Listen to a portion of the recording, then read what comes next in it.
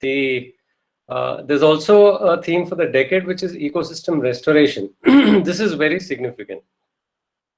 Why is this significant? Because for the first time, we're actually saying we need to restore.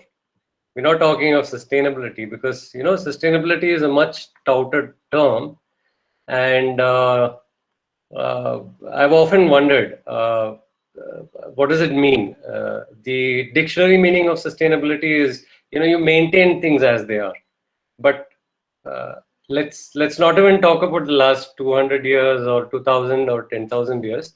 Even if you're talking of 20 years, in front of our eyes, we would have noticed our city, our surroundings, our lakes, water bodies, our forests have degraded so much that it's visual.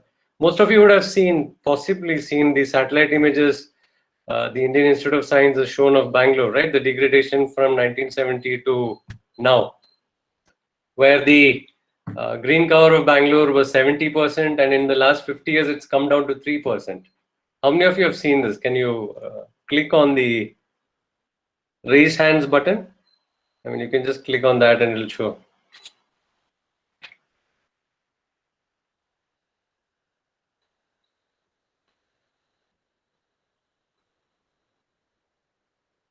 Yeah, so a lot of you have seen that image, right? So it's very powerful. So right in front of our eyes, in the last few decades, things have gone so bad and it's quite unacceptable. When you're talking of a city having 70% green cover and it's reduced to 3%, you're talking of an almost 95% destruction of our habitat. And this, so if you say, let us be sustainable today, what are we going to sustain? The 3% level of green cover, or are we talking of going back to the 70%? I've always wondered, which is a more desirable space to be in. And so I realized the word sustainability didn't really mean much, because it depends on which framework we choose to sustain. So the very fact that things are moving very rapidly towards demanding more than just sustainability. You're talking of restoration, and one of my favorite words is regenerate. About regeneration of our ecosystem, regeneration of our planet, because we have actually destroyed so much. Now it's unacceptable for anything less than regenerating. So we need to create a culture, a space for doing that. And the question is, things being as they are, or of course things are always dynamic, things change, but do our present or foreseeable future, the systems we have, the practices we have, governance as we know it, will they allow this quantum change to happen? And that is the challenge all of us will be faced with, right? And this demographic that I'm speaking to is very exciting, because you're all students. You will, in a few, I don't know, some of you might be in your final year, some of you may spend a couple more of years in college, some of you might have just started out, so you'll be studying per se for a couple, maybe 3 or 4 or 5 years, and after which you are going to enter the real world, right? So the question really is this. So if you're going to enter the real world after your college education, and if you're going to if you're going to enter the real world after your college education, say around when you're 22 or 23 or 24, 25, which is like a good part of your life is over by then, right? So a fundamental question that needs to be asked is, so for these 20 years or 22 years or 25 years, where have you been living? Because if you're going to enter the real world now, so which world are you in throughout your period of education, right? So have you been in an unreal world? So this raises a big question in terms of the pedagogy we have. And so is the classroom, is the school is the college education away from the real world? And then once we finish that, do we enter the real world? So, dear friends, what I'd like actually to do today is I'm not here to give you a lecture. I'm actually here to give you a lot of questions. And this is the first in the series of those questions. I hope you like this. Also, I would like to dispel any expectation that you have that I'm going to give you a technical talk. I'm not here to give you a technical talk. I will give you a short conversation and where I'll raise a lot of questions, which I hope you will note them down and take home with you and start working on those questions. This is the only expectation I have of you in this today's presentation, which is why I also avoided making a presentation, because I'd like these to be open conversation. And also, as part of this engagement, I would like it to be as unstructured as possible. I'd like it to be conversation style. I'd like it to be interactive. If any of you at any point during the course of this an hour or so wish to intervene, just stop me and ask me a question. You're welcome to do so. You can stop me at any time, ask any question. And of course, you'll have a question and answer at the end of the session, but don't hold yourself back. If something comes up very strongly, you're always welcome to stop me and ask me a question. Okay. So that's an interesting point where we left off earlier. So the question of pedagogy. Now, why is that so important? And you're all part of that, right? So it's very relevant. And we'll see how it's connected to everything else. So when people say, oh, you finish your college and then you enter the real world, it gets me really worried, because, oh, okay. So then I start thinking about what is education.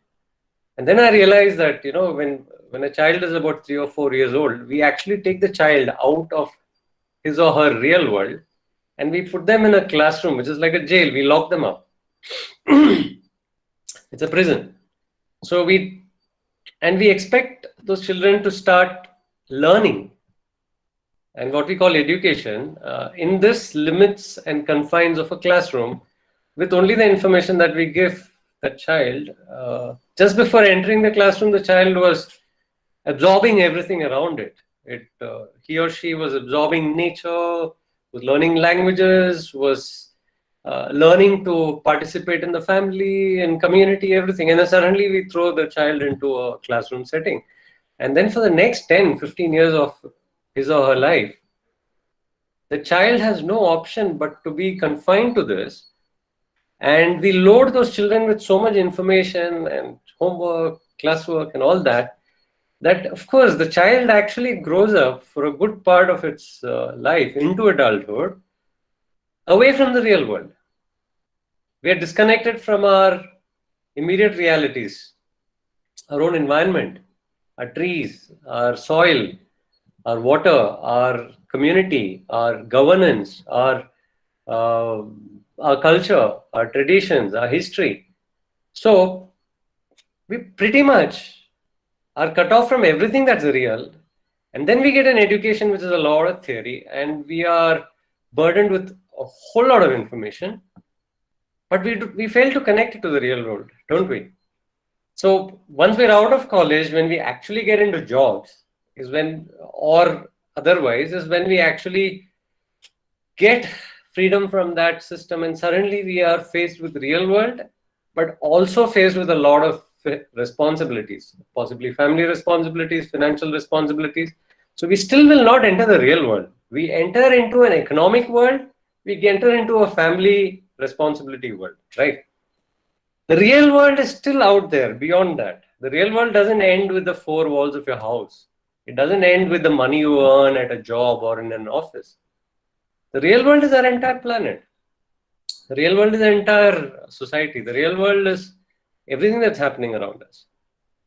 So the first question I ask you is, how much of the real world are you part of? And as engineers tomorrow, when you start having impact on this planet, if your education was limited to pure theories and pure concepts and lab experiments, how will you be able to be stewards of our environment when you don't even know it? And when will we start learning about the real world? So, of course, I generally am a critic of the schooling system and the kind of system we have, but there is some fresh hope. Of course, the new education policy talks about a lot of immersive learning and stuff like that. But what does it take to really immerse ourselves in the real world? We just have to stop choosing what we are choosing. I mean, we don't have to do everything we're told. We can always innovate, right? So, my humble advice to everybody is start opening up and start exploring your real world. Don't confine yourself to the classroom. Don't confine only to the textbooks. And every experiment we're talking about, when you go out, all the things that you learn about, tomorrow you'll be applying it in the real world, because you will, I mean, it depends on what you end up doing, but pretty much most engineers will have an impact on this planet in some way or the other, either by building buildings, either by inventing various things, or all kinds of uh, things that have impact around us. And if you are not aware of that, this is not a lab, there is a real world, and beyond the parameters that we've chosen to examine of our engineering designs or engineering tools, is there an impact in the wider world, in the environment, in the ecosystem? What are those parameters? What are the tolerances these have, beyond which we are not supposed to impact the environment? Does our education actually have a section that makes us sensitive to that? Do we actually think, oh, when I build a road, I can't cross these tolerances or parameters on the environment? I can't hurt trees, I can't hurt water infiltration, I cannot affect pollution, or are there other contexts in terms of society, in terms of urban planning, sustainable planning, and things like that? Are we as engineers, when we do an engineering course, does any part of that pedagogy include these things? And let's not blame the system. If it doesn't include that thing, we still have enough intelligence. We have the wherewithal. We have tools today. I mean, everything's available at the touch of a keyboard. We have computers. We have Google, and information is all around us. So, what kind of an education do we require to become sensitive of what our impact on the planet is? What are those tolerances we need to be aware of? How do we actually obtain that information? So this is going to be key in defining how tomorrow, as a citizen or as a professional, every one of us will have an impact on our ecosystem and our planet, and whether we make it a better place or a worse place, right? So from pedagogy, let's step into the real world. So how much of the real world, as engineers, as we have impact, how much of that impact can, does the system allow to ensure that we build a better world or a worse world? So I'm borrowing on some of my experiences as a citizen activist. Like, in our local RW Federation, Nama Whitefield, when roads are being constructed here, we go and engage with the civil engineers from the BBMP. We question their plans. Their DPRs are approved, but we go and question them. How many trees will go? What is the width of the road? What facilities are you allowing in the road? Things like that. Of course, this is another part of our education that most people don't get. Does our education actually prepare us to be citizens? Do we know how local governance works? Do we know how the state governance works? Do we know how to engage with the politicians, with the bureaucrats, and with engineers and others who have impact on our near and far environment? So most often we realize that a DPR for, say, a simple thing like a road construction, it will essentially have only those specifications dealing with the civil aspects of that particular project. We realize suddenly that there are about 100 trees in a stretch where there's a road being constructed, but those trees are actually not part of the DPR. It's not even mentioned there are trees. So the contractor who's constructing the road project, he appears and his only job is to get permission to cut off all those trees and then widen the road. So recently there was a road in our locality, and I'm giving you a real example. If you go to Nama Whitefield Facebook page, you'll find this entire thing captured on Twitter also. So we found that the road, which was about 4 meters, they wanted to expand it, widen it to about 9 meters or 10 meters. Almost double or more than double. There were about 100 or more trees on that stretch of the road. So the plan was just to cut all of them off. We actually became aware of that project when about 10 or 15 trees were already cut. So we raised hell. We went to the media, we went to the Deputy Conservator of Forests in the BBMP, and we spoke to them and said, this is not acceptable. You're not going to cut a single tree more. And then we raised so much hell that, an FIR was about to be filed against the engineer who was in charge of the project, because he had not actually taken the necessary permissions from the tree committee. So he was actually violating. He was just cutting the trees without taking permissions, and he could have got arrested. So that brought them to the table to negotiation. Finally, we told them, we don't want this wide road because that particular road had no purpose. It was just a backside road. So the project was just, as a way of constructing a road with funds and, possibly spending some money, and maybe the contractor was making some money.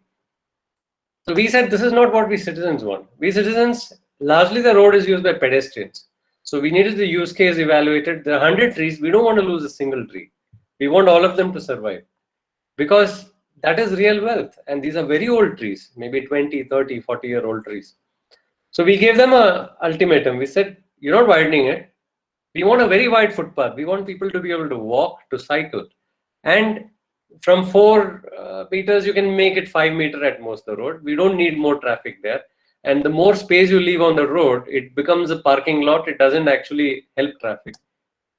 Surprisingly, the engineer actually changed the DPR. He accepted our proposal and he changed the plan. So we saved 100 trees. We have a beautiful wide footpath that is being constructed, and the road is limited. It's not wider than it was. It's almost the same. So this intervention can happen from citizens if the citizens are aware, yes.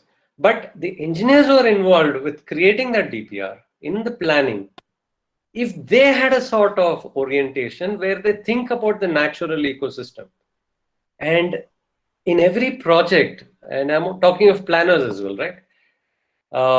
And when we do the master planning for the city, if the priorities are to improve the natural ecosystem of the city, because we can't escape the essential facts that we need to have fresh air, we need to have a better habitat, and we need to limit pollution, and we need to leave a better place for our future generations. So if this is the priority with which planning happens, then the engineering solution will be different. But if it has a very limited framework in which the planning happens, like, oh, you just have to construct a road and this has to be the width and that, then the outcome is very different. So this example I'm citing because I think it brings to light a lot of issues involved in how we as engineers, but we as citizens have a duty to leave behind a better ecosystem, a better planet. So why, as we know it, are engineers making a positive impact on the planet or on the on everything else, right? So when we talk about sustainability, when we talk about environmental degradation, when you talk of pollution, of course, let's deal with the worst, the bad news first. Well, of course, the society or media will put the blame at the engineers, right? It'll say, "Why all the destruction is being caused by the engineers." I mean, be it by civil engineering, the kind of construction that's going on, the concretization that's going on, be it vehicles, transportation, it's all the factories and engineering and everything, and which causes all the emissions, and so on and so on and so on. So the worst is over. Now let's look at the good bits, the good news. But engineering is not such a bad thing, like Just like any other tool, engineering is also a tool that we utilize. And depending on how we use it, it can end up with good results or bad results, right? So uh, the challenge really is how to shape the engineers who will utilize this, and also how to sensitize society largely. Because end of the day, see, it's not the engineers who deliver bad products or bad results. It's society which actually has a demand. It's the planners, it's the politicians, it's also the big businesses and corporates who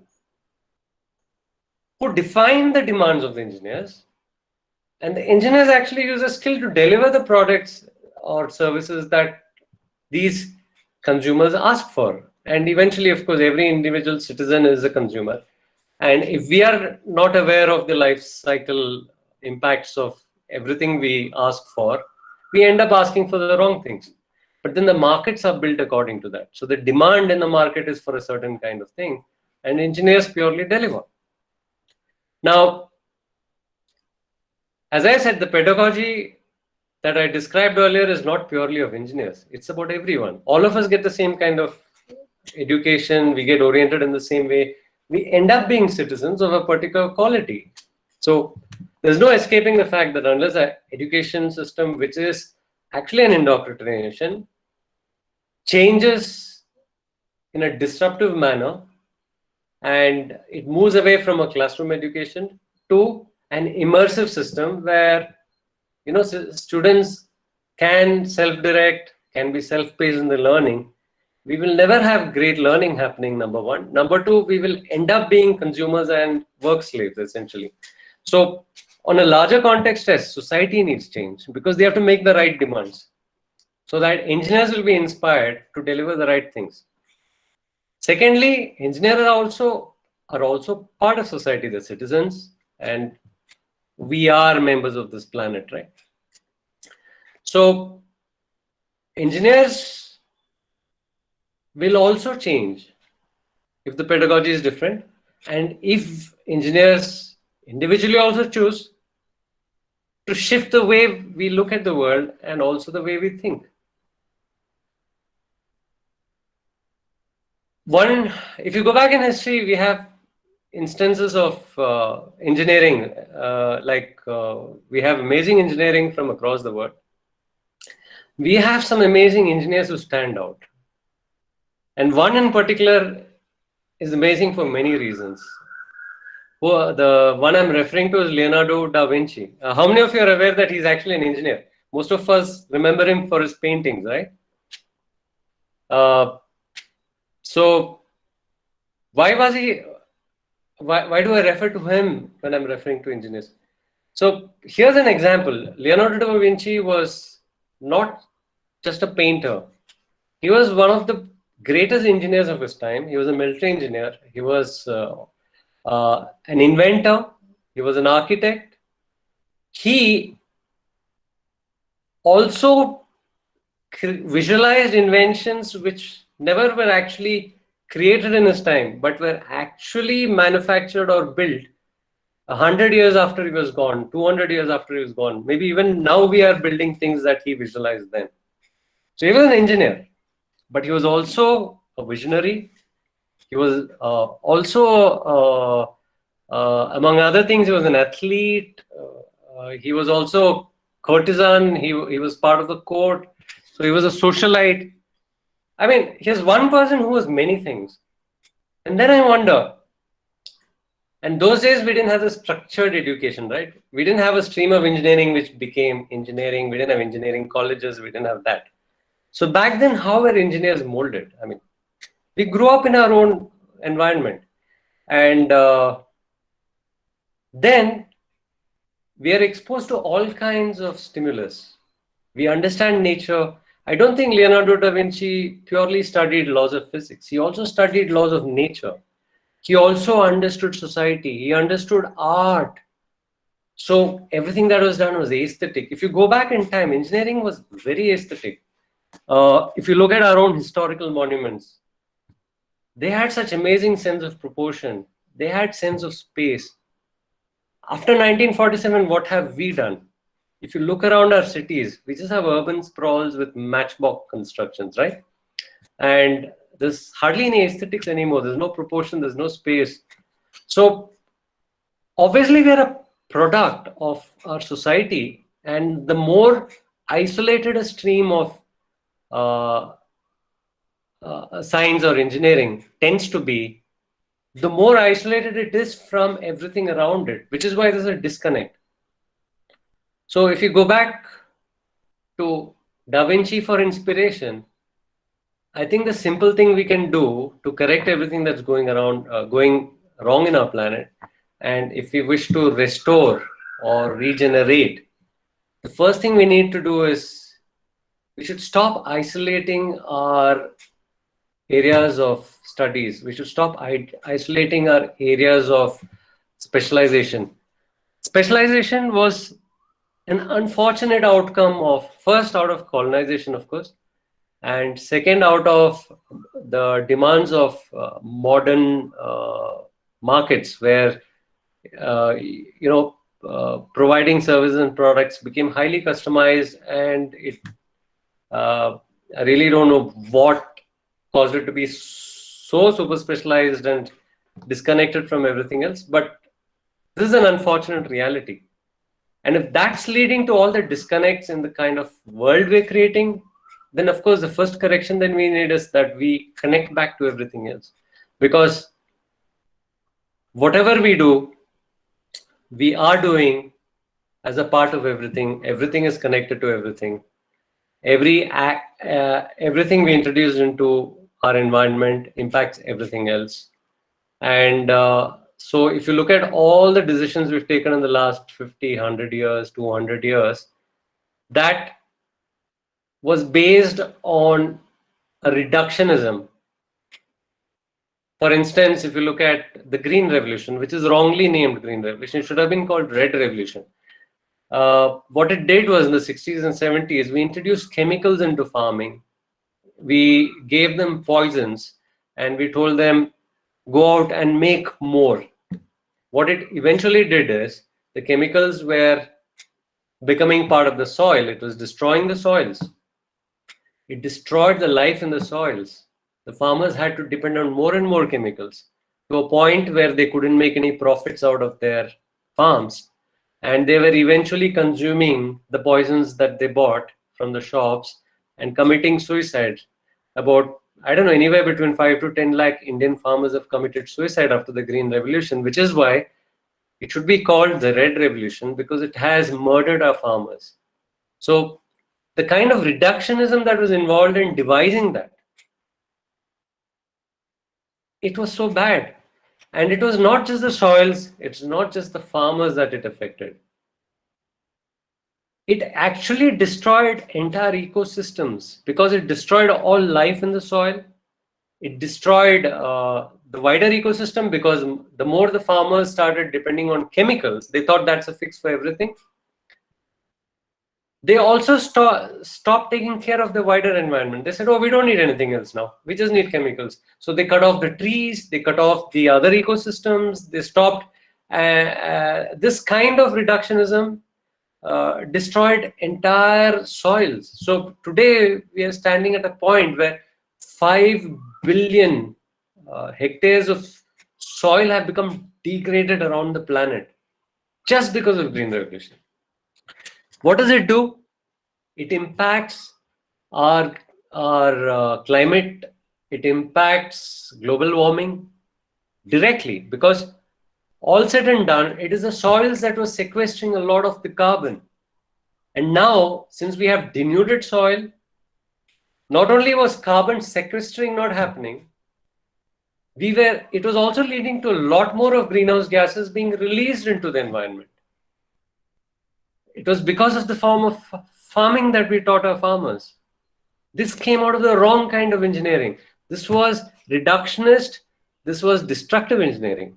So if we want to address climate change today, and if we want to regenerate, the first area of engineering we need to reconsider is the way we have been training our farmers, because they are all said and done, anybody who deals with anything around their environment are engineers. Now, we need to teach them to go away from those chemicals. We need to teach them to restore their soils, to restore their ecosystems. And you'll actually deal with about half of our global warming, because about 20% to 50% of all the greenhouse gases are directly from farming, because our food ecosystem and also the animal husbandry ecosystem releases a whole lot of greenhouse gases. And in a in a life cycle, they're also dependent on fossil fuels, because all the pesticides and fertilizers come from there. And therefore, if you really go back, and all that industrial ecosystem which creates that, and the carbon footprint which makes it all available to all the farmers across the world, the simple wisdom is farmers didn't need those chemicals in the first place. There are natural methods of farming, and if you look at a lot of talks at UNEP today and Food and Agriculture Organization, Food and Agricultural Organization (FAO), in connection with the World Environment Day, which are focusing on agroecology. They're saying we have to go back to what our ancestors did. That's the only way to save our farmers, it's the only way to save agriculture, and that's the only way to meet the food requirements of a growing population. They say it's agroecology. What is agroecology? It's going back to having an ecosystem around the farm, having trees, multiple layers of trees, keeping the soil covered, ensuring the microbes in the soil thrive, and you don't need to input anything. You don't need chemicals, you don't need fertilizers, you don't need pesticides. So this is what is being spoken about, and this is regenerative agriculture. From reductionism, we cause this massive problem for the world.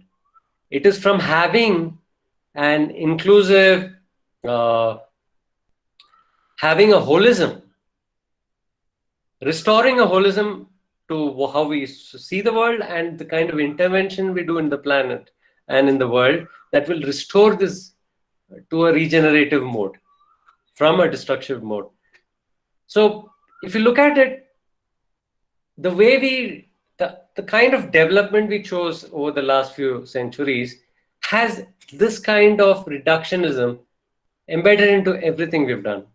If you look at how we managed water, you see somewhere along the line, because since engineering was a subset of colonialism largely, see, colonialism was built on armies moving across the planet, and the armies always had engineers with them because they had to build the roads and bridges and everything, and this is where engineering as a discipline became super specialized, But unfortunately, it took on a lot of the culture of colonialism. What was that? The colonists had a point to prove everywhere they went. They wanted to prove that, well, the British had to prove that they are the best. And so how did they prove that? They built big dams, big bridges, big roads, things like that. Now, also the damage they did was that wherever they went, since they had to prove that they're superior, they looked down on the local engineering that was practiced. Across the world, every society had devised their own methods of dealing with their environment, of providing irrigation, of farming, of constructing things, of manufacturing. Most of it was very sustainable. Until factory production started, all production was sustainable. If you go back, say 100 years, 200 years before factory-made goods were available to us, or before large engineering was visible around us, what needs were being met of the human beings who lived then? We needed food as society. Well, it was being made. Food was provided then also. Food is available now also. What is the big difference? Today, we are living largely on starch and sugar. If you went to a father's or mother's generation, they were eating starch and sugar very less. They were eating more wholesome foods and grains and stuff like that, and a little bit of raw foods also. And maybe they were eating about 50 or 100 different things. If you went to a grandparent's generation, it will increase. They were probably eating 200, 300 different things, and much healthier and nutritious. If you go to a great-grandparents' generation, they were probably eating 1,000 different things. If you go to tribals today who are living in the forest, they're still doing that. They're eating 1,000 different things. So we see our model of development is very reductionist. It doesn't necessarily improve anything. we are living worse and worse. We have less nutritious food. We are highly diseased because we don't get enough nutrition. And all the healthy and medicinal properties of the foods available around us are not available to us, which is why we are weaker, our immunity is lesser, and we get all kinds of diseases. We have pandemics because we have less immunity. It's not about the kind of course, it is also about the other destruction we do, especially the last 10 pandemics that have come in the last decade or so, are all zoonotic diseases. These are diseases that are coming into our environment because we're destroying forest habitats of wild animals. So this is also because of the engineering we do, right? Which is uninformed, which is not holistic, which is very reductionist. So we dealt with food. If you go back, what were people doing? They needed housing. Yes, houses were being constructed then. In fact, beautiful houses were being constructed then. But they did not require concrete. They did not require steel. If you today also we are doing the same. We are providing housing, but is it better than what we had earlier? Let's look at the use here. Like if you look at most of the housing that was done earlier were made of earth, were made of naturally available resources, and most of them had zero impact on the environment. They could be reused, they could be continuously regenerated, and the mud construction that were built 1,000 years ago still survive. What we are doing today doesn't survive even 50 years. They fall. I mean, we have to reconstruct them. So is it better? Okay, a lot of people say, no, we're building vertical today, and we need these modern ways of construction. If you go to Yemen, you have cities there which have had like some of the first metropolises with vertical construction. And if you look at them, up to 10 floors, 12 floors were built only with mud construction, nothing else. And they have survived centuries. I mean, it's amazing. So has anything improved in the way we construct? No, today what we are doing is we have this over-dependence on cement, on concrete, we have to mine a lot and bring a lot of steel, and we create a whole lot of carbon footprint across the planet to build things which are not as sustainable as what we were building before. So I really wonder, have we improved things or have we worsened them? Then of course we needed clothes for wearing. So if you go back a few 100 years, 200 years, of course clothes are being manufactured. In fact, one of the main reasons the Europeans came to India was for its fabrics. And fabrics were manufactured across the world.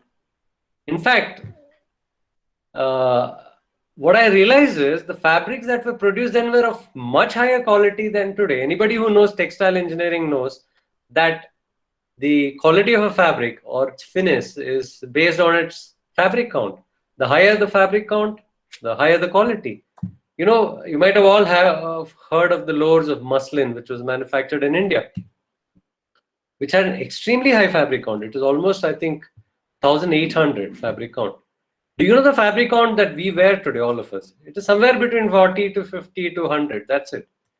So even the clothes and the fabrics and the diversity that existed back then was of superior quality then. But we somehow think that, all these factory produced fabrics are much better today. No, they are actually inferior. They're not good for our body. They don't breathe. And we are creating fabrics out of materials that are not natural through processes that are not at all good for the planet. There's a high level of contamination, pollution, overuse of water, energy use, all kinds of things. Ultimately, we had clothes back then. We have clothes back now. But we have clothes at a high cost to the environment. So, okay, we've covered food, housing, clothing, right? What is missing? Okay, we'll say, we have a lot of gadgets today and we have a lot of other things. Okay, that to some extent is true. But by and large, the things that we depend on a day-to-day basis, is it an improvement? Back then we had industries, yes, we had cottage-based industries, we had handmade industries, which pretty much made a lot of tools and other things, furniture, things we needed, without an impact on the environment. There were no emissions, there were no use of mining, there was no use of fossil fuel, there was no use of energy intensive stuff or water intensive processes. Yet we got everything that we needed. Today, the only difference is, apart from technological products, yes, a mobile was not being manufactured, then I give it to you. There was no television back then, yes, I give it to you. Maybe we didn't have automobiles back then, I give it to you, yes. But then our lifestyle was very different then. We had very localized lifestyles. We didn't need to travel anywhere. We had folk, culture, and traditions which gave us entertainment, and we were involved, engaged with our communities. Today, our dependence on television and gadgets has only made us less dependent and zone out of our own communities. We are not part of our communities anymore. We are consumers. Our community is our own living room. We watch television and watch movies. That's all, right? So I don't know if it's a better way of living. Yes, we have a few gadgets which didn't exist back then, but everything else, the furniture we produced and a lot of things that we depend on, was manufactured then in much better ways. Today, we manufacture them at a huge cost to the environment. And if you look at how water, so pretty much all I'm asking you to do is to consider, have we improved things by our over dependence on technology or factory production or things like that. And of course, we lived in communities, we lived with very low footprints. But today's world is over urbanized. We are moving towards even more extreme forms of urbanization. Is urbanization a good thing? Because our cities, as you've seen right in front of your eyes, from your own lived experiences, are not great places anymore. They're highly polluted. The kind of city management we have is destroying the planet. Every city is extracting from thousands of square kilometers around it and damaging all of it. So basically, the cities are extractive, destructive phenomenon. So is it a good thing or a bad thing? These are the questions we all need to ask before we arrive at our solutions. See, there has been this glorification of engineering that as it existed 100 years ago. So we look for role models, and of course, we look at Sir M. Vishweshwaraya, right? We say, oh, Mr. Vishweshwaraya is a great idol. He built the dam on Kaveri, KRS Dam, and it has been glorified to the point where we think that, oh yes, that's a great model of development. Today, unfortunately, we look at everything with a different lens. The pioneers of building dams and other stuff, like the Western countries, America, for example, built massive dams. Ultimately, the realization hit home that number one, it is not a sustainable solution as we thought it is. Many dams, there is this movement in the US to actually deconstruct the dams. Actually, they are putting them out of use. So the realization has hit home that the dams are not a good solution in the first place because it disrupted the flow of the rivers.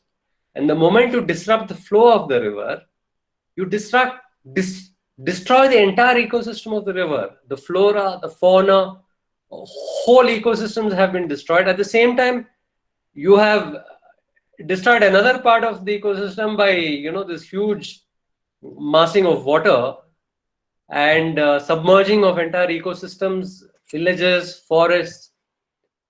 And the end, it creates a lot of desilting over a period of time, which actually reduces the efficiency of the dams. And finally, you find that the dams are not worth it anymore. So I don't blame the people who built dams back then, but because they didn't know what they were causing, because for them it was new, right?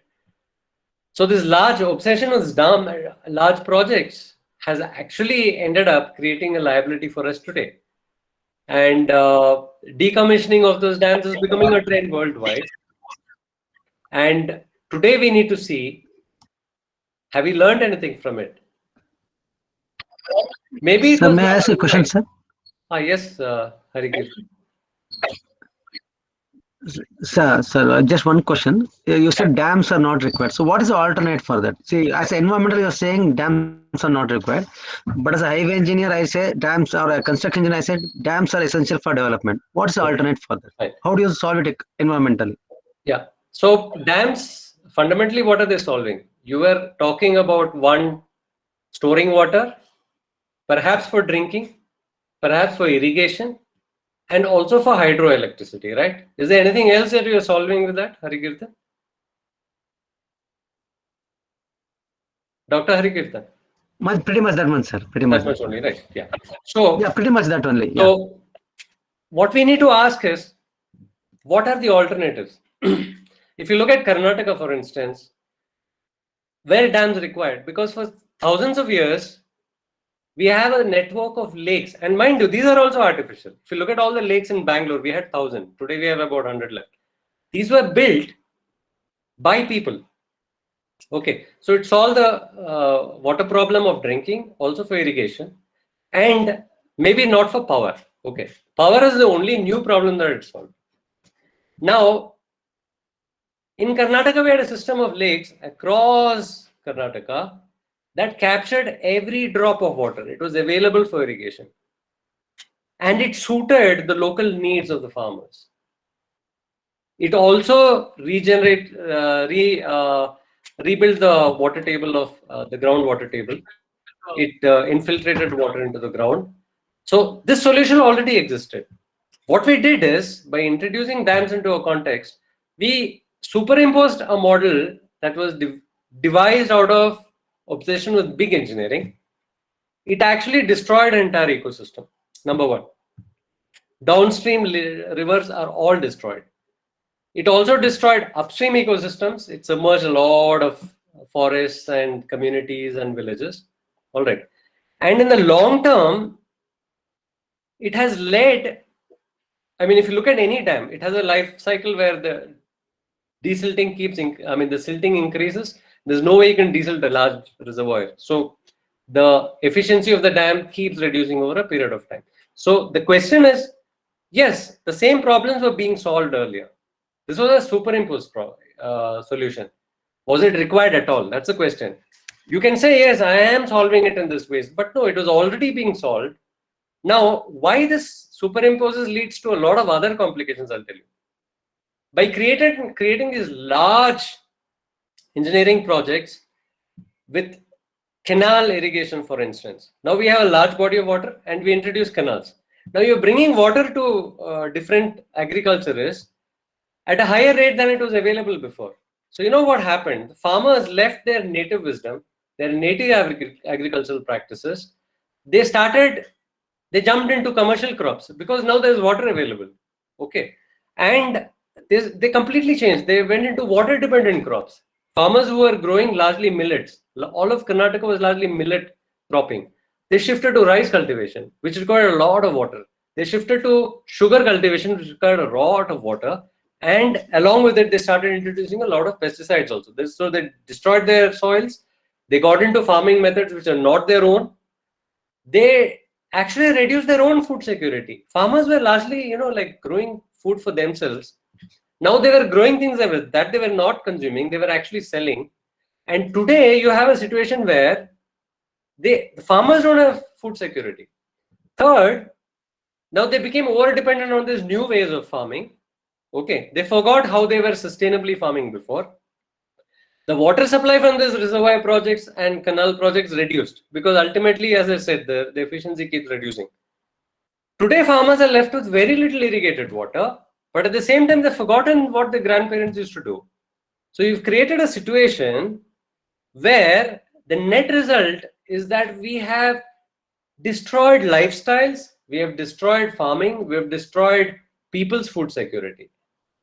So when we have a very reductionist approach, and that is why I said the responsibility of engineer is so huge, because we create solutions which don't just impact what you are defining, it impacts everything around them. Everything is connected, it's interconnected. So today it is so important for an engineer to also be an ecologist. The engineer has to be more than what you define in the narrow parameters. I hope I have answered some questions. Uh, so, I'm just giving you examples. Okay, I'm not saying that the engineers who build dams are criminals. No, I'm not. In fact, didn't we have engineering before? Didn't we have engineering before the British brought a certain kind of engineering knowledge to us? If you'll go back along the Kaveri, the Chola Empire and the Pallava kings have built amazing feats of engineering. They built large lakes which used to store water from the Kaveri or from rainfall, and these were miles. They were actually like huge. In fact, they used to refer to their lakes as sagaras, like as oceans. This was being done for thousands of years. We also had engineering, but they didn't cause the kind of destruction that these modern engineering projects caused. And they had a very sustainable method. In fact, Bangalore, where we live, owes its existence to engineering, but to a very holistic engineering. You've all heard of how Kempe Gowda wanted to build a city, right? And he went to his mother and announced it. Oh, I like that place. There are these, of course, the fable. They say the hair was, very brave and stuff like that. He liked the place. But if you go back in history, Bangalore was on a raised plateau, and it was very arid. Whatever rainfall it received, it was just flow away because of the huge slope. How it was made possible for Bangalore to be a inhabitable at all, was by one simple thing. When Kampegowda asked his mother, shall I build a city here? She said only two things to him. Okay, you can actually build a city there, but you, first of all, construct lakes and you plant trees. You see, the engineering knowledge was one knowledge, but it was built in with a wisdom. And that resulted in Bengaluru becoming habitable. People here built all those thousands of lakes that made it possible for communities to thrive here, for agriculture to happen, for drinking water to be available. It is real engineering, right? But it also came with a lot of wisdom. It was native wisdom. So all our knowledge systems, native knowledge systems, had engineering as part of it.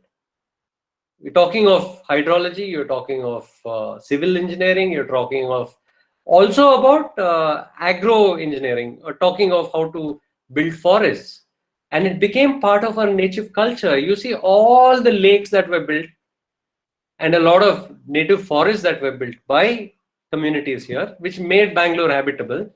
They used to actually gift it to their native deities, and these were actually designated to them. And so it is part of our native folklore and culture and tradition to not only adopt engineering, but they adopted sustainable forms of engineering.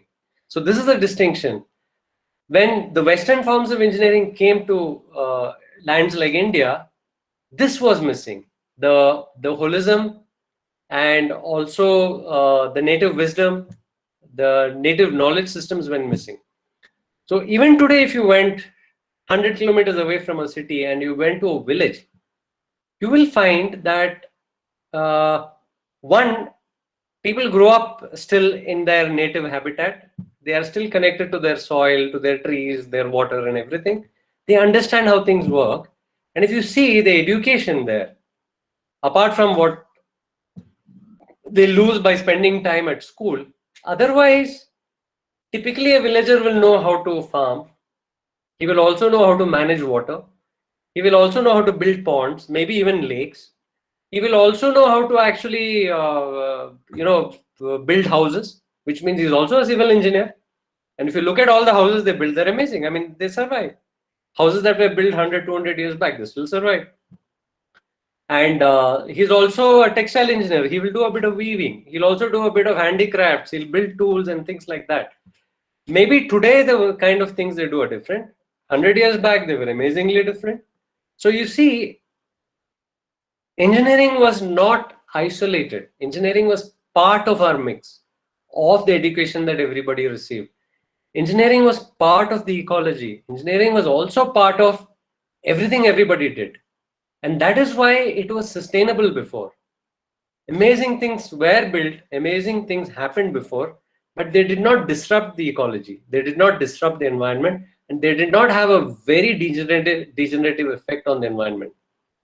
The kind of degeneration that's happening, the kind of destruction that's happening, is a very recent phenomenon. It started happening maybe 200 years back, 100 years back.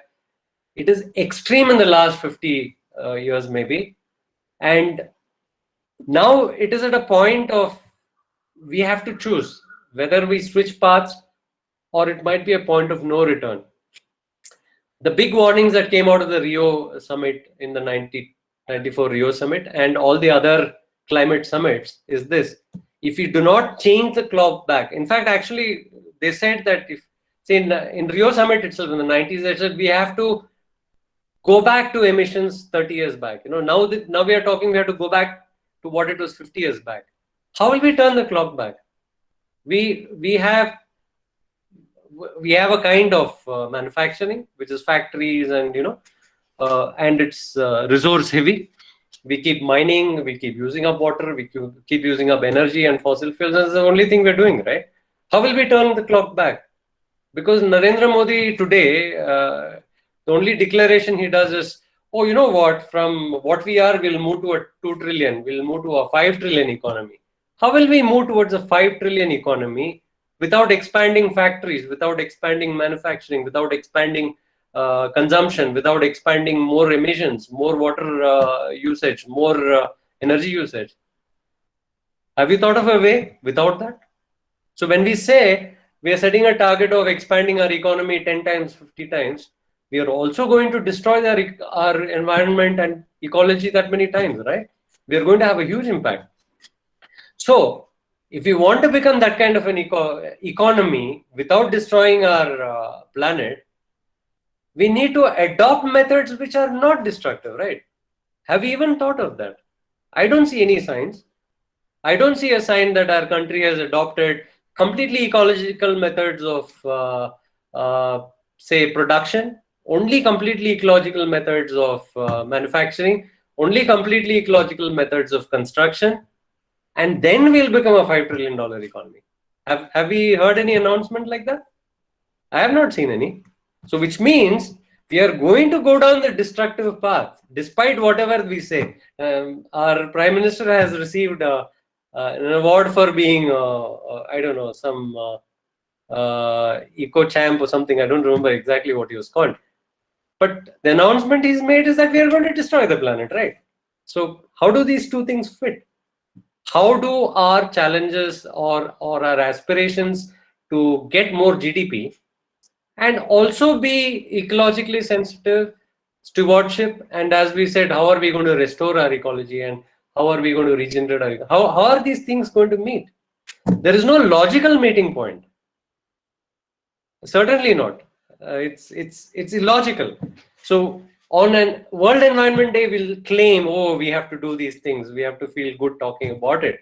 But for the rest of the year, if you are going to do business as usual, if you keep going on doing things the way we were doing, how will they meet? So these are the big questions that you all have to ask. I don't know if I have spoken too much. How much more time do you want me to speak?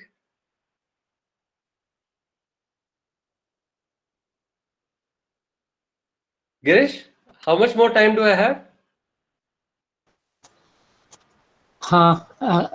Sir, maybe another 10 minutes. Okay, 10 fine. minutes. I was just wondering if I've taken too much time. Okay. So now the essential questions are, how are we going to make these meet? Right? So it always, a lot of people explain and excuse all the excesses we have done till now.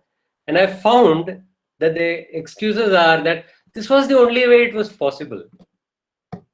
Correct? Haven't we heard? Oh, it was a lot of people say the green revolution was necessary. We were facing a food challenge. Really? Then how is it that today scientists are saying, if you go to the FAO website, it says the only solution for our food crisis, I mean, meeting our food needs, is through agroecology. It is through natural farming. Before the Green Revolution came, it was agroecology we were following anyway. How can science change so much in 50 years? Correct. So either one of these is wrong, or we made wrong choices. That's all. Similarly, engineering, like I said, uh, uh, irrigation and all that was being met in much more sustainable ways. Not a single drop of water that rained over Karnataka was going away anywhere. They were all being stored in lakes throughout. We had a beautiful network of lakes throughout Karnataka that does this. So we didn't require any reservoirs. So it is just a bad use case, that's all. So similarly, I've heard the excuse that this was all that was possible. No, it was not. We just found an excuse to use them. If we had asked the right questions, we would have found the right answers. If we had really asked what is the best way to do this, also in a way that we don't destroy our habitat, also in an environmentally sustainable way, in an environmentally friendly way, then the answers would have been to meet these questions. What I found is the questions that were asked were not sufficient. If we add to our questions for everything, like for that simple road project in my neighborhood, the question was how do we widen it?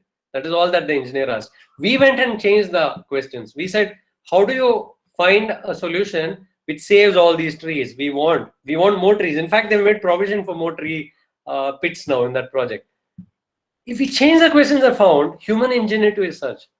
We are infinite in the way we can create. We are infinite in the way we can imagine. We are infinite in the way we can find solutions. But we have to expand the questions, that's all.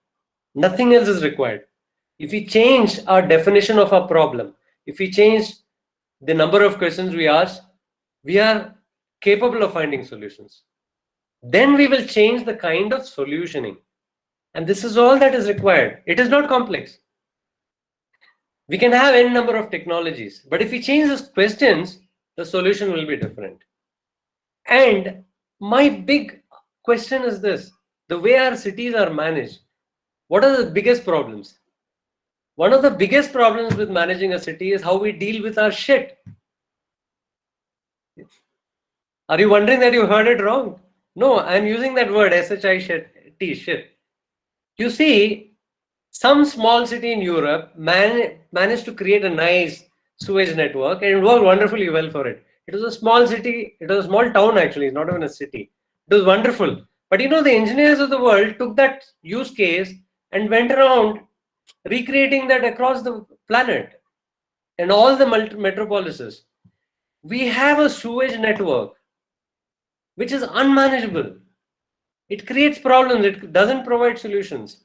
Today, if you look at a lake, we had 1,000 to 2,000 lakes in Bangalore where you could drink out of those lakes just 100 years back.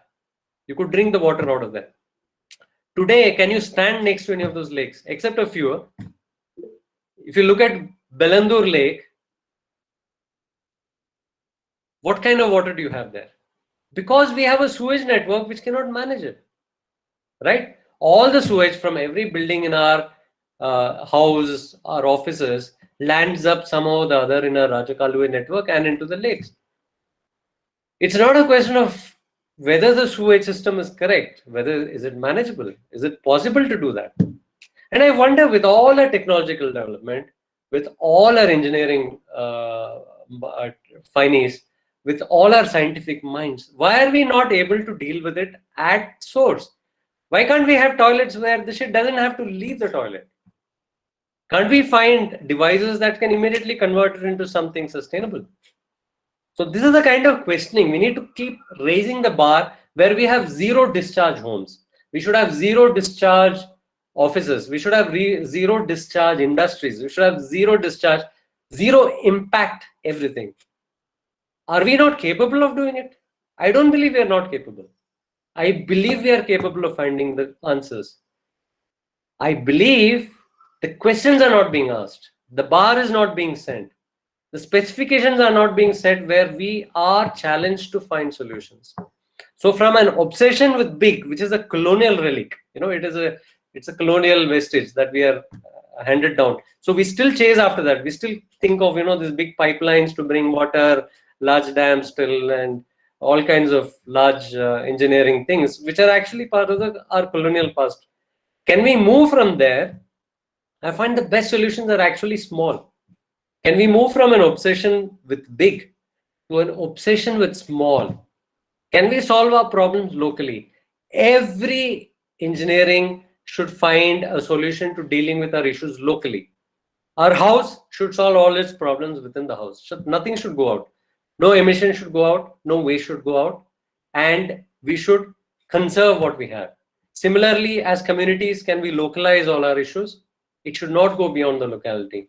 Our waste, we should deal with it locally. Our water, we should harvest it locally, use it locally. Can we do that? And similarly, livelihoods. I mean, our livelihoods were all localized before. Now we have to travel every day. Sometimes we travel for 2-3 hours every day, 4-5 hours, and all we do is travel. We commute every day. Is that a wise choice in the first place?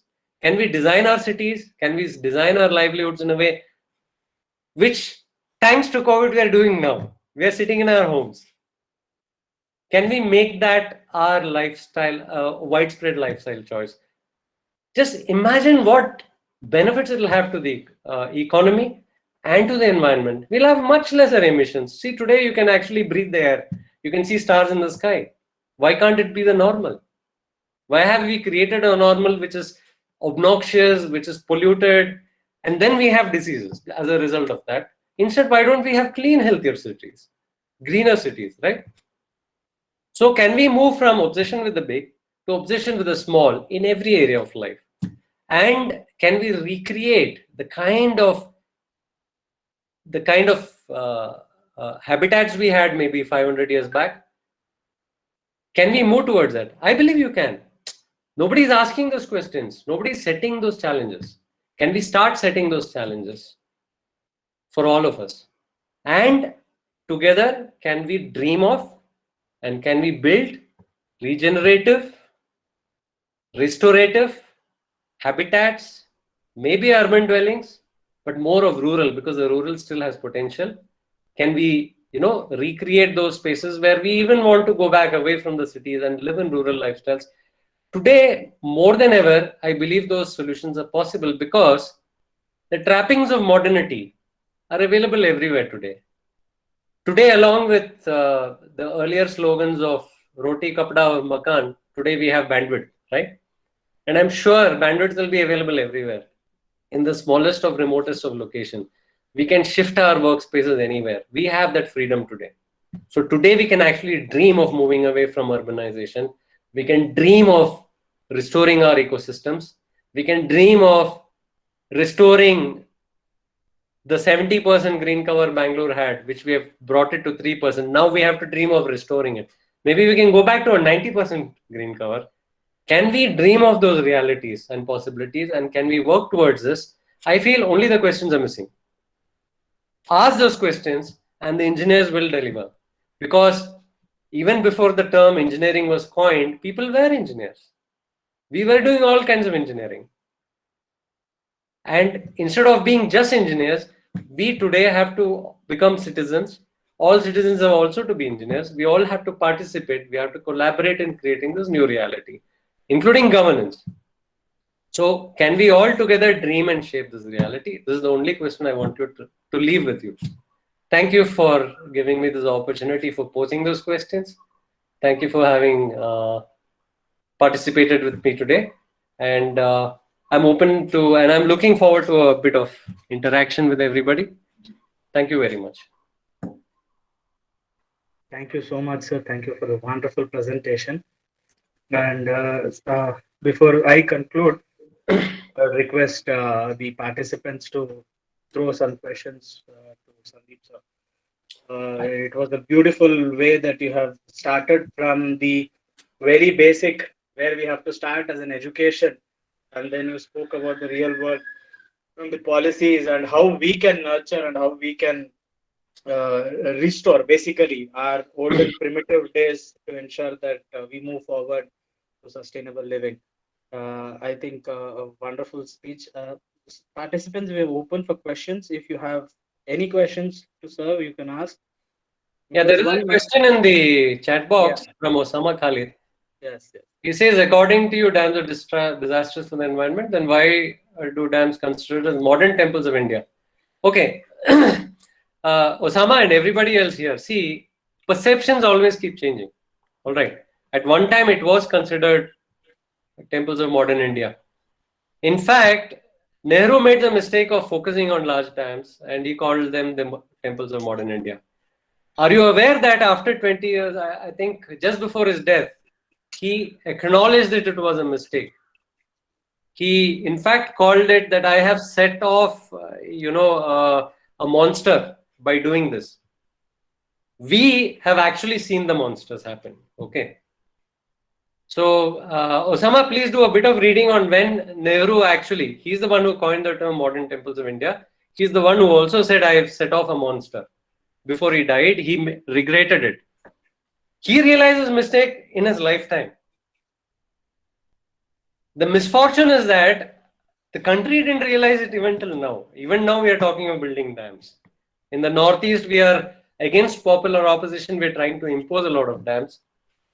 So, and today we are talking of bigger monstrosities like, networking, interconnecting rivers and all that. I mean, this is such, I can't even term what it is, like when people think of these projects.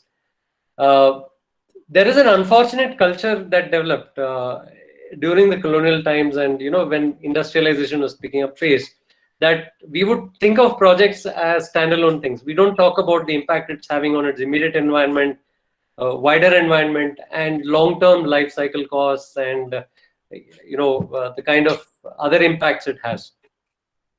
They would be wished away with a simple term called externalities. We externalize them. This culture of externalizing everything and looking at a project uniquely as if it is some sort of, it doesn't have impact on anything else was a mistake. And that culture unfortunately continued. So it is from this perspective of externalizing all the damage, externalizing the costs. See, most of the costs of all the destruction that happened are never borne by the people who caused them. So when a company manufactures and it has X amount of impact on the environment, the company doesn't pay the cost. Ultimately, it's the government who pays the cost. Our tax rupees are used. Say, if supposing an industry has a lot of emissions and it leads to cancer in an entire district, does the company pay the cost for the healthcare? The government is ultimately, having to pay increased healthcare costs, has to pay for all the cancer that's going on and, medicines and everything. So this unfortunately, because we lack a holistic perspective, we have a reductionist perspective and we externalize everything. So a future has to come where, any industry has to bear the cost of its negative impacts. If there's a huge health impact, the company has to pay for it. If there's a huge waste impact, our entire streets, villages are filled with plastic waste. Why? Because some industries have to sell biscuits and other things in plastic packaging. Why should we have to pay the price of some industry which has to earn profits? Let the industry pay for it. All the plastic that's piled up all over the place, all the emission that happens, all the pollution that happens, whichever industry is causing it, let that pay for the price. All the impact, they should bear the cost. If that happens, then I'm saying, see, we will always find solutions. We have brilliant minds that will come up with solutions. But if these questions were posed to the industries, will you pay the cost for this? Will you pay the cost for this? Will you pay the cost for this? That industry would have found solutions which do not have this impact. So it's about perspective and it's about the questions we ask. I hope I've answered your question, Osama. Will you do the research? Yes, sir. Yes, sir. Sure, sir. Yeah, sure, please. So Nehru himself regretted it. I'm telling you, just Google and find out when did Nehru regret his over dependence on, when did he say these are not model temples anymore? And he said that I have set off a monster. And you find those monsters in a mist today. Why? Because, see, every time you set up an industry, You have set up an industry to build big dams. Let's assume you've built up a skilled base, you've built up a capacity. A lot of companies that have got these skills. After you finishing one dam, what do? You need more, right? So then what happens? Because they have a lot of money and they have a lot at stake, jobs, economy at stake, they start influencing the politics. They bribe politicians to create more projects like that. You get it? So that sets off the monster. So do you require dams or not? But 10 more will be built, 100 more will be built. Why? The economics is in play. You have these vested interests. They will influence more projects like that. That is how the dams get built, more and more dams, not because we need them. You get it? Because if you ask, how can we do it without this destruction? Then we'll find solutions. We'll find renewable energy. You will find other forms of things, So it is always when we are setting off large culture in terms of economic or political, the impact will go on for another 100, 200 years. And sometimes we can't put the genie back in the bottle. It's too powerful, Any more questions? Participants, any other question? There is one more in the chat box. So good afternoon, sir. Storing water is also one of the function of dam. It is very useful in summer seasons for various purposes. How do you propose solution for storing and supplying water where lakes water gets evaporated in summer? So this is what I said. One is the reductionism with which we approach it. See, dam is a very reductionist approach. It's not holistic. Whereas lakes were holistic approaches. See, Bangalore had about almost 1,000 to 1,500 or 2,000 lakes. Now, the storage of water that it would provide would have met today's requirement also. The mistake that the British made, first of all, was that it reduced the importance of those lakes. Second, it took them away from the community management. They made them, one of the things the British did for its colonial purpose was to convert all the commons into government property. Once it was government property, only the government could manage those. So the community participation went away. Then we destroyed all those lakes. Today we are left with only about 100 to 200 lakes. So the storage capacity, not only the storage capacity, it's also about the harvesting capacity. What were lakes? Lakes were basically storing all the rainwater and holding it in a place till it infiltrates into the ground. It is filling our underground reservoirs. Okay. Today we don't have that. So at one time in Bangalore, anywhere you could open a well, you could have an open well. Within 10 feet, 15 feet, you would get water. That was water security, right? Now, having a project, a large reservoir in Mysore, and then shipping it to Bangalore, you are providing water to about 50% of our city's population. Is that really water security? Earlier, anybody could dig a well and you would have it. Today, we have destroyed our capacity for storing water in the ground. And so now, our groundwater has been dropping to a point where now it is at 1,000 feet, 2,000 feet. Earlier, we were getting it at 10 feet. So which was a holistic solution? Is it the reservoir or was it those lakes we had earlier? These are the questions you have to look at, Chandrasekhar, and you have to look at it in a larger context. Water from Kaveri comes to Bangalore at a very high cost, is highly subsidized. We are paying about 10% of the cost because 90% is taken out of taxes. Do you know that about 50% of the water is actually wasted? The efficiency is so low in transporting it here that only about half of it we are actually using. Third, it uses a lot of energy.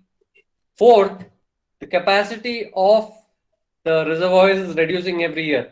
Fifth, the river itself is losing its capacity for water. For the first time in its entire existence, I think it was last year that the Kaveri actually dried for the first time.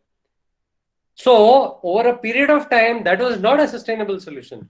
But the sustainable solutions we had, because we forgot how to look at everything in a complete context, we have actually destroyed our our existing water security.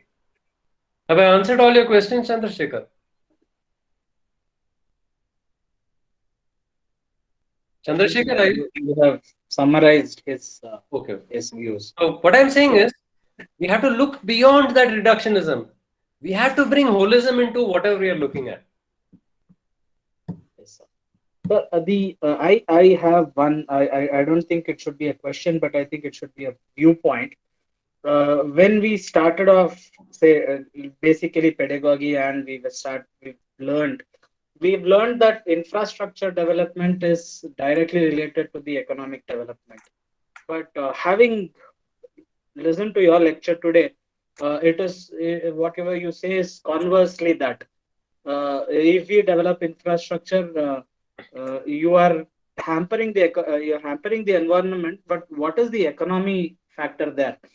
When you say infrastructure is not the way forward, when you say dams are not, I agree to all the points that you've put forth. Dams are not the way forward, roads are not the way forward, building houses are not the way forward. Then doesn't economy and the development of the country, doesn't it take a backseat? So that's a wonderful point you've made, and it's an excellent question as well. So, see, we have glorified the GDP, and it was a fundamental flaw. That also has its roots in colonialism. Now, what does a GDP say? And we all say, oh, our GDP should go up, GDP, and we compare GDPs of country. The GDP only says how much consumption we're doing. So what is consumption? That means we are exploiting our nature, we are consuming resources, we are burning more, we are destroying more, we are creating more pollution. That is all that the GDP shows, right? Now, the GDP doesn't tell you, if you go back to sustainable forms of economy, if we are not destroying our economy, it will actually reflect as a negative GDP. And then the economists will say, oh, we are not developing, we are not. So GDP is a very wrong indicator. And if you talk to most public policy specialists and economists today, that GDP was a mistake. It is not an indicator that should be used at all for development of a country. Now, unfortunately, we humans are a creature of habit. It plays out even in larger schemes such as governance. And so all the governments, they're not able to shake off this addiction to GDP. You know, everybody will ask, oh, what is the GDP? What is the markets are following GDP? And, you know, internationally, the moment the GDP goes or up or down, the media will highlight it. So the politicians cannot oppose it any easily. Now, this is where we need fresh thinking. We need a fresh visualization. We need to break with history. And there are examples. Our own neighbor, Bhutan, has said, we are not going to use GDP as an indicator of our development. They are developed a new indicator called gross national happiness. They've realized that GDP only is an indicator of unhappiness. It is not an indicator of happiness. So they said we will have a different indicator. We'll have gross national happiness. If you go to Costa Rica, it's a country which has decided we'll move away from GDP. We'll look at how to make our country completely green, and the indicators they're using are completely different. They want to see how much they can become zero carbon. They want to be negative, carbon negative. Now, obviously, if you are following the normal form of production and development, your carbon will always be higher only. It will never reduce, right? So these are the examples you have to look at. Even New Zealand, I think, is largely moving away from GDP. If other countries can do it, obviously we can do it, right? So the question is, can we move away from GDP and define what is required?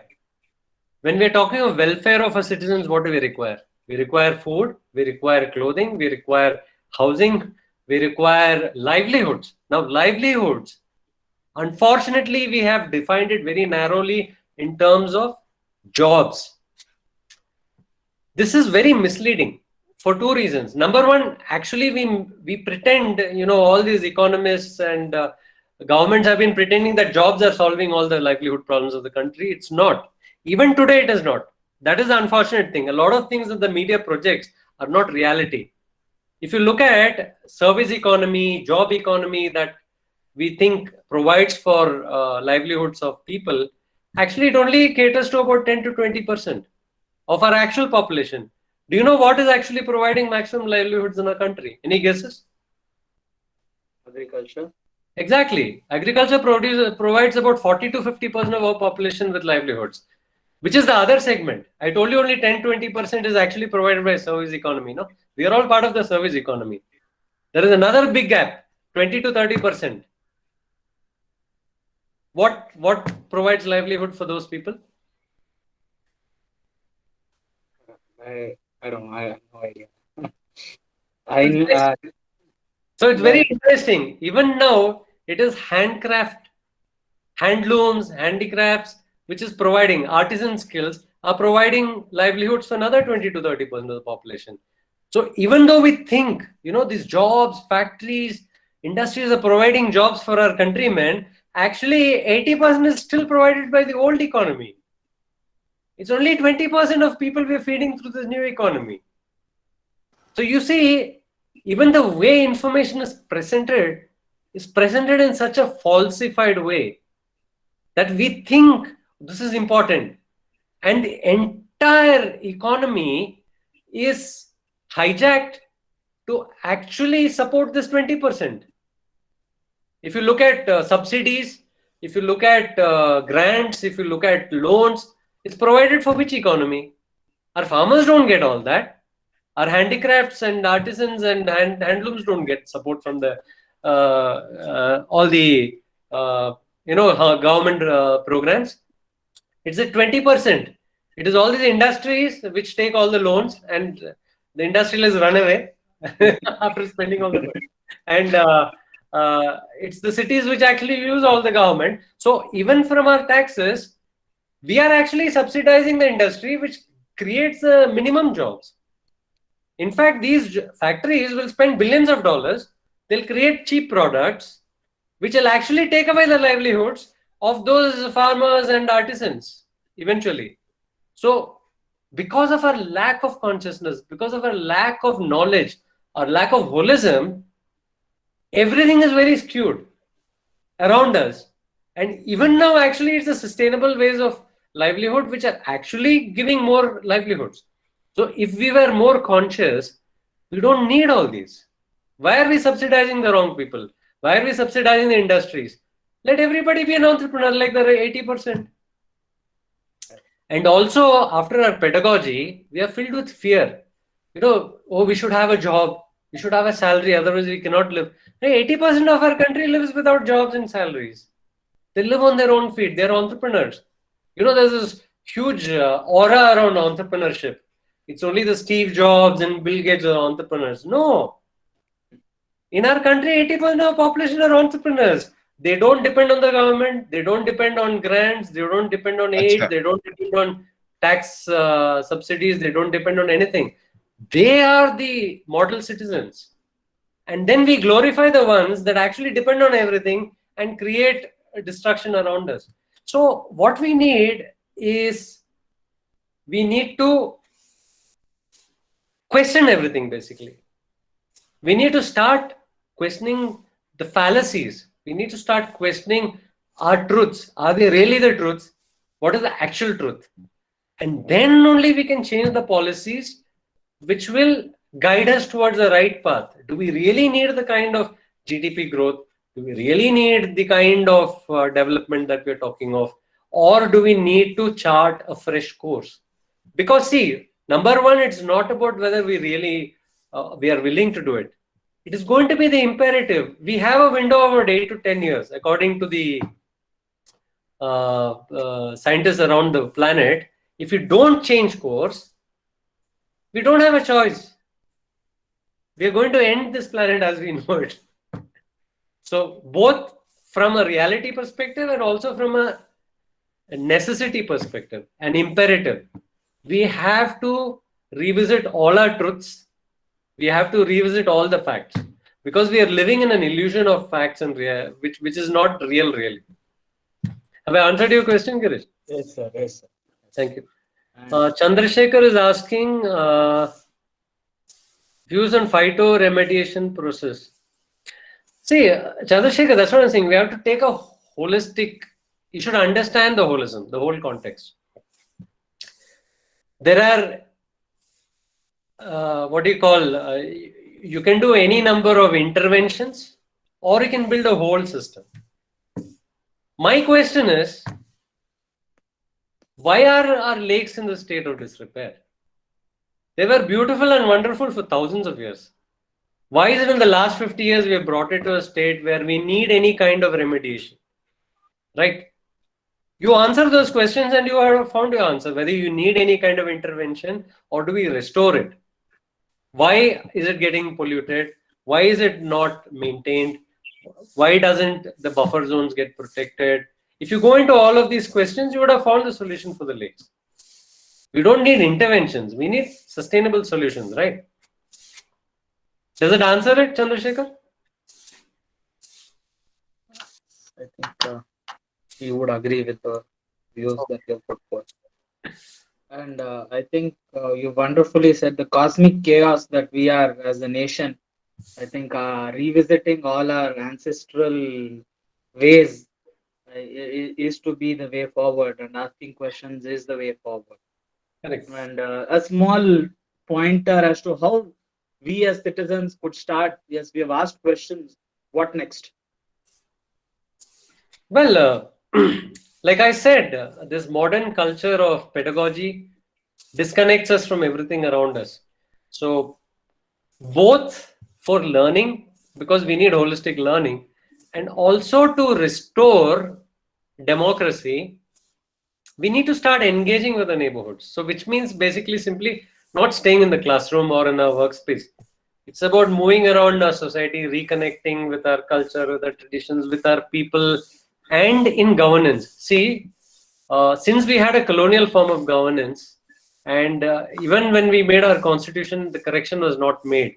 So for a good amount of time, there is no local self-governance. We only have a centralized form of government, which is the central government, state government, and bureaucracy, right? But now, finally, after the 73rd and 74th Amendment, the provision has been made for citizens to participate at local governance level. This is called the Panchayati Raj and the Nagarpalika Act. So now in Bangalore, for instance, and the villages already have panchayats, which are kind of effective. The cities did not have local governance, but now we have started having ward committees. Every one of us can engage in our wards, in our neighborhood, and you start understanding how governance works. Because I work with my ward, I understand how the local governance works, how the engineers work, who is responsible for what, which is why we are so effective in intervening and preventing damage or asking for good solutions, and also overseeing how things are done in our ward.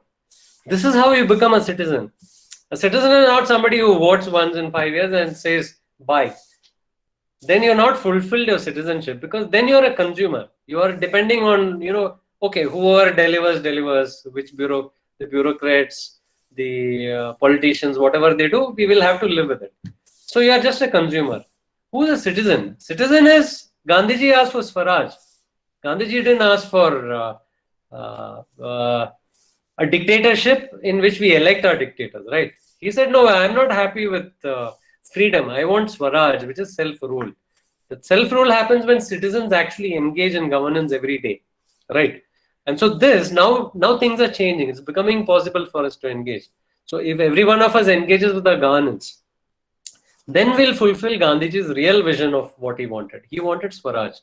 And Swaraj will happen when each of us feels like a boss of the system. We are the bosses. We elect employees who are politicians. The politicians and bureaucrats work for us.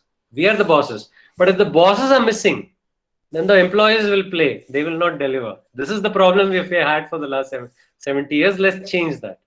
And the other big thing I would request all of you to do, we have called Gandhiji the father of our nation. We have caricatured him. We create this image. But we have not lived the vision he had for our country. How many of you are aware of Hind Swaraj? It's a little book he wrote 100 years ago. I think 1919 or something like that. So that book, he put out his vision for how our country should be after independence, because he foresaw that independence will happen. But he was very aware of the risk that once we become independent, we will become just like the British. We will just continue in the way they're doing, which is a colonial governance. It saddens me that not only did we not read the book, nobody reads that book. I mean, it's a tragedy. It's a traverse. It's. I can't imagine how somebody, we have a father of a nation, but we don't read about the vision of his.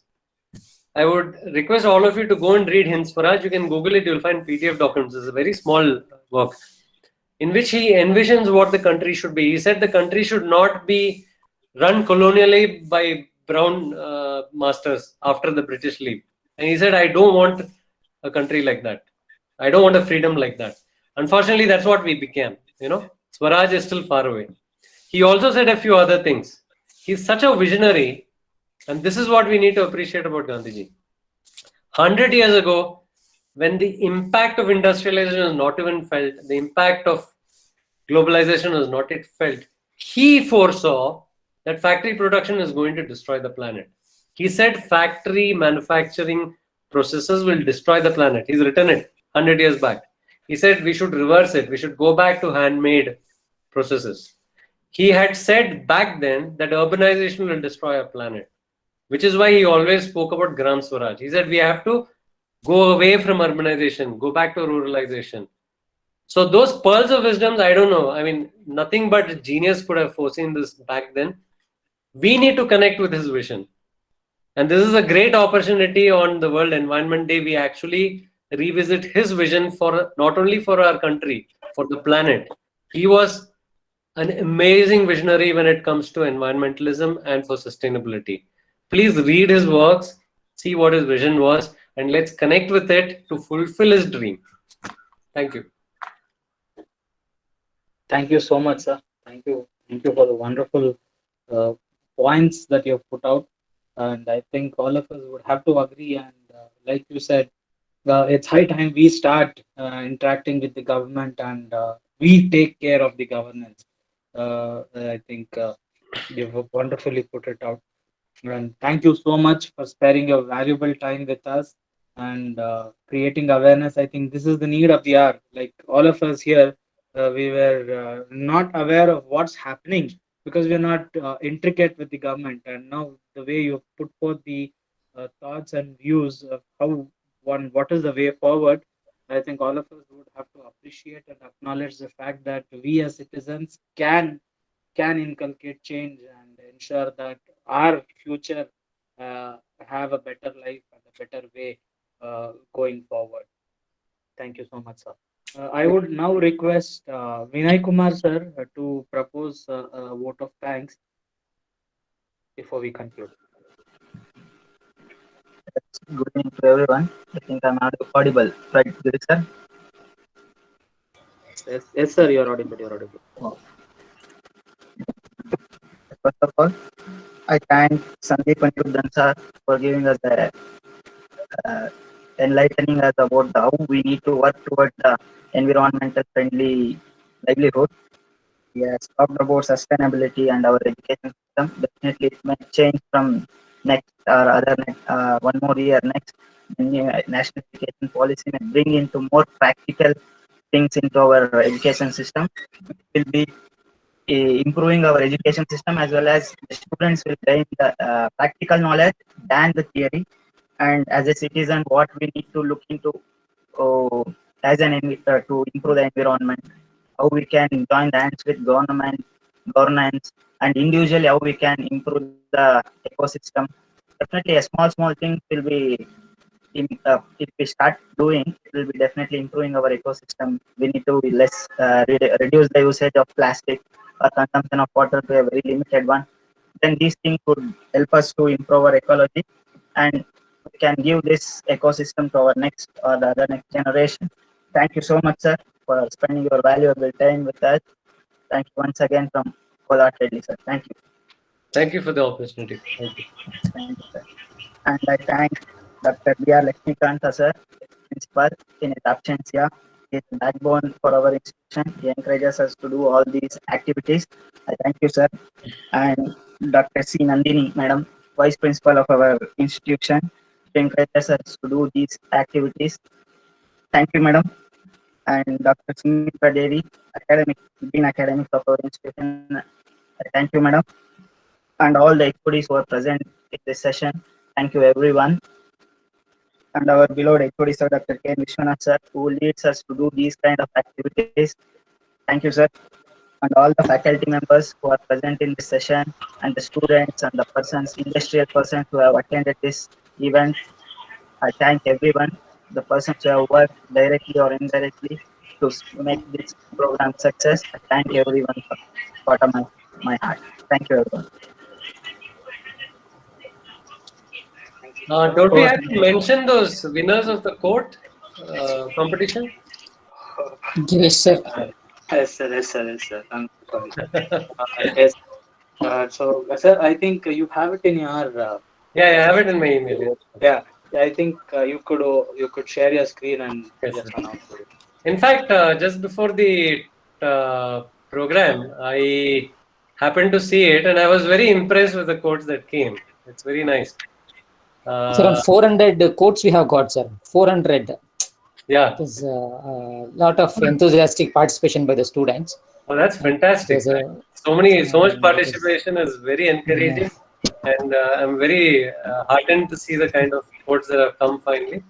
And yes, I'm heartened for another reason, that this generation is obviously, for this generation there is no choice. Another 10-20 years, the impact of climate change will hit home very badly, and this generation will be paying the price for what our generation and previous generations have, for our responsibility, So it's great that this generation is engaged, because they will also have to find a way out of it, So, okay, first of all, I'd like to congratulate everybody who participated in the quotation competition, and I'm very thrilled at the participation. The winners list goes as follows. The fourth position goes to Sejal Kaur Virdi. Congratulations, Sejal. He's from the Artificial Intelligence and Machine Learning department. And her quote is, if you really think economy is more important than environment, try holding your breath whilst you count your money. Well done, Sejal. Thank you for that. The third position goes to Charanya from Computer Science Engineering. Her quote is, nurture the nature to have a better future. Congratulations, Charanya. And this second position goes to Chetana from Civil Engineering. The quote is, your ice cream is not the only thing which is melting, birds' ice caps too. Well cautioned. Thank you, Chetana. And the first position goes to Osama Khalid from Civil Engineering. His quote goes, sustainability is the new normal because there is no planet B. That's also a wonderful caution. Thank you, Osama, and congratulations.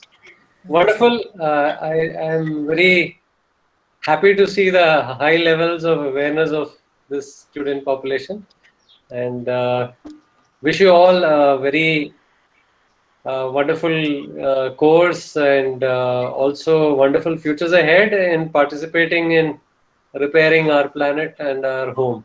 Of course, this is our only home, our planet. And I hope, if nothing else, after this talk, all of us look at the entire planet as our home and not as just our homes. Thank you. Thank you so much, sir. Thank you so much. And it was a great connect today, and a lot of things to learn and a lot of things learned.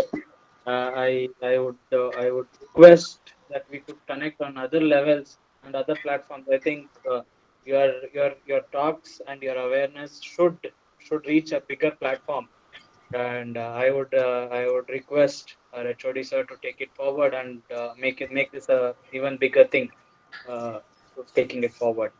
Thank you so much, sir. Thank you. Most welcome. In fact, the students can participate in all the communities I run. You'll find that I've pasted the link, bit.ly/conscious communities. On that link, you'll find all the communities. Those who wish to participate can participate in our communities. Thank you. We would definitely share this to the class groups for people, students who have already missed the session. Thank you so much, sir. Thank you once again on behalf of the Department of Civil Engineering. Thank you so much. Thank you, sir.